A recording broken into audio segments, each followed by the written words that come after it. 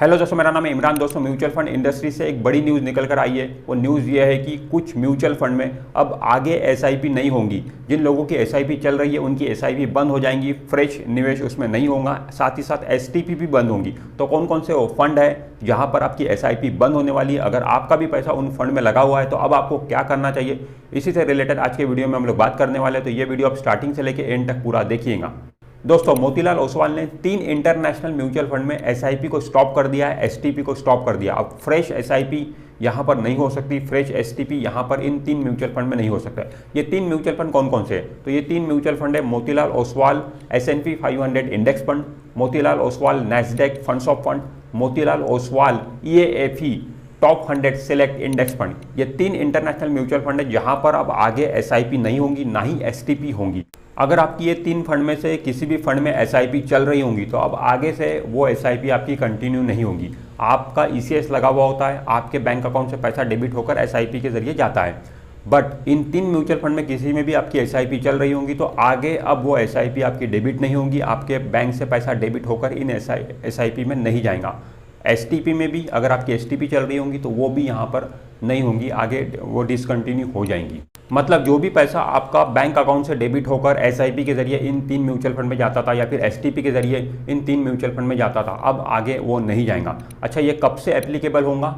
ये already applicable हो चुका है। ये 1 अप्रैल 2022, 1 अप्रैल 2022 से ये एप्लीकेबल हो चुका है। उसके बाद में जो भी अब न्यू एसआईपी करना चाहता है वो इन फंड में एसआईपी नहीं कर पाएगा। न्यू एसटीपी करना चाहता है वो इन फंड में 3 फंड में एसटीपी नहीं कर पाएगा। ठीक है, जिन लोगों का पैसा ऑलरेडी निवेश हो चुका है, एसआईपी के जरिए निवेश हुआ होगा या फिर लमसम के जरिए निवेश हुआ होगा, वो उनका निवेश रह सकता है, वैसा ही वो इन्वेस्टेड रह सकता है, उसमें कोई भी दिक्कत नहीं है। उसको चाहो तो आप रिडीम भी कर सकते हो, अगर रिडीम नहीं करना चाहते हो तो नहीं भी कर सकते हो, वो इन्वेस्टेड रहेगा। ठीक है, उसमें जो भी रिटर्न बनना है मार्केट कंडीशन के हिसाब से, मार्केट के हिसाब से वो बनेंगे। ठीक है, बट अब नया पैसा उस फंड में नहीं जाएगा। ठीक है, पुराना पैसा जो उसमें इन्वेस्टेड है वो रहेगा।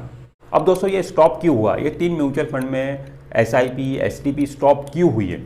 क्योंकि दोस्तों ये तीनों म्यूचुअल फंड जो है इंटरनेशनल म्यूचुअल फंड है और इंटरनेशनल म्यूचुअल फंड में पैसा निवेश करने की एक लिमिट होती है। एक लिमिट तक ही आप पैसा वहाँ पर निवेश कर सकते हो, हम जो इंडियंस है। ठीक है, तो वो लिमिट जो है इस समय रीच हो चुकी है। ठीक है, वो लिमिट रीच हो चुकी है, इसीलिए अब आगे इन फंड में पैसा नहीं जा सकता है। वो जो लिमिट है वो है $7 बिलियन की लिमिट है। ठीक है, जो कि रीच हो चुकी है। ठीक है, तो इन फंड में निवेश तब तक बंद रहेगा जब तक ये लिमिट जो है आरबीआई इसको इंक्रीज कर नहीं देता है। ठीक है, अब म्यूचुअल फंड इंडस्ट्री लगातार ये उनसे रिक्वेस्ट कर रही है कि आप इस लिमिट को बढ़ाओ।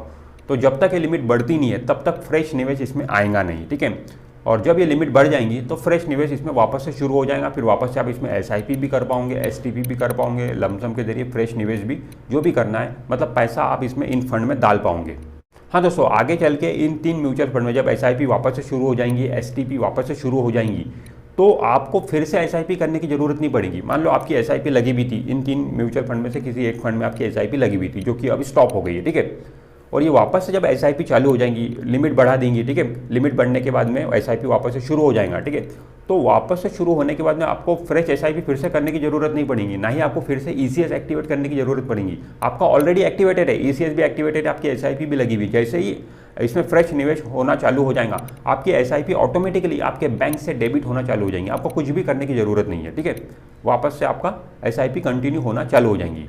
दोस्तों, एसटीपी का यहाँ पे समझना जरूरी है। एसटीपी मतलब सिस्टमेटिक ट्रांसफर प्लान। अब एसटीपी में क्या होता है कि एक फंड से पैसा निकलकर दूसरे फंड में जाता है। ठीक है, नॉर्मली तो आपका जो एसटीपी लगा हुआ है, ये 3 इंटरनेशनल म्यूचुअल फंड में एसटीपी जो लगा हुआ है, अगर वो विड्रॉल का है, मतलब इन 3 म्यूचुअल फंड से पैसा निकलकर किसी अदर म्यूचुअल फंड में जाता होगा तो वो चालू रहेगा, उसमें कोई भी दिक्कत नहीं है।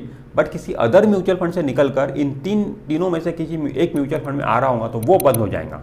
तो कहने का मतलब सिंपल है कि ये जो 3 इंटरनेशनल म्यूचुअल फंड में इसमें पैसा अब आ नहीं सकता है। पैसा जा जरूर सकता है, यहाँ से विड्रॉल जरूर हो सकता है, रिडीम हो सकता है, बट पैसा अंदर आ नहीं सकता। अंदर आने की जो लिमिट है वो रीच हो चुकी है। ठीक है, उसी तरह हम SWP को समझो, SWP मतलब सिस्टमेटिक विड्रॉल प्लान, तो वो पॉसिबल है, वो बिल्कुल पॉसिबल है, उसमें कोई भी दिक्कत नहीं है। SWP में क्या होता है, पैसा बाहर निकलता है। तो ये 3 इंटरनेशनल म्यूचुअल फंड है, यहाँ से अगर पैसा बाहर निकल कर जा रहा है, ठीक है, आपके बैंक अकाउंट में आ रहा है, तो वो चालू रहेगा, उसमें कोई भी दिक्कत नहीं है, वो एज इट इज चालू रहेगा। सिर्फ फ्रेश एसआईपी और फ्रेश एसटीपी वो यहाँ पर बंद हो रहा है, और म्यूचुअल फंड भी ये चालू है। म्यूचुअल फंड बिल्कुल बंद नहीं हो रहा है। ये 3 इंटरनेशनल जो फंड है, ये फंड बंद नहीं हो रहे, फंड चालू है, सिर्फ इसमें फ्रेश निवेश पे रोक लगी हुई है, ठीक है।